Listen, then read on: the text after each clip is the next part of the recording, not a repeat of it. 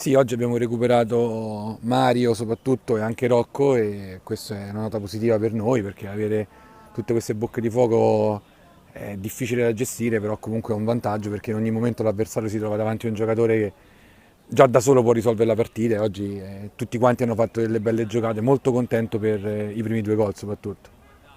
Noi abbiamo un'arma a disposizione che è la qualità dei nostri giocatori. È una squadra, il Cotton, che ha sempre comunque dimostrato di giocare con giocatori di qualità. E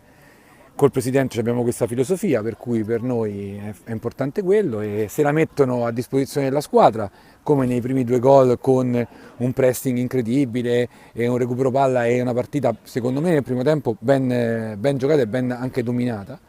Poi se tutto questo però diventa uno specchiarsi e un credere appunto di aver chiuso una partita con una squadra forte come la Pisana,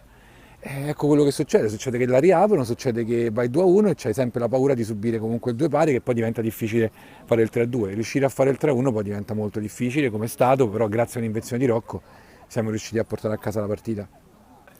Allora, il calendario per noi nella fase iniziale è molto difficile. Io continuo a dire che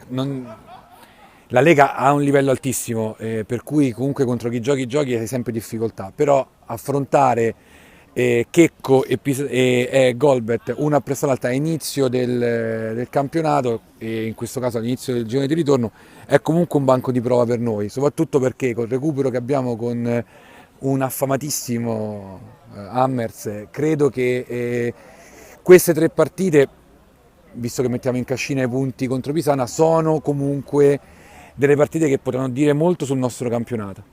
Quindi le affrontiamo con un'attenzione e una concentrazione che gli avversari meritano, ma che l'occasione che abbiamo ovviamente di poter allungare negli sconti diretti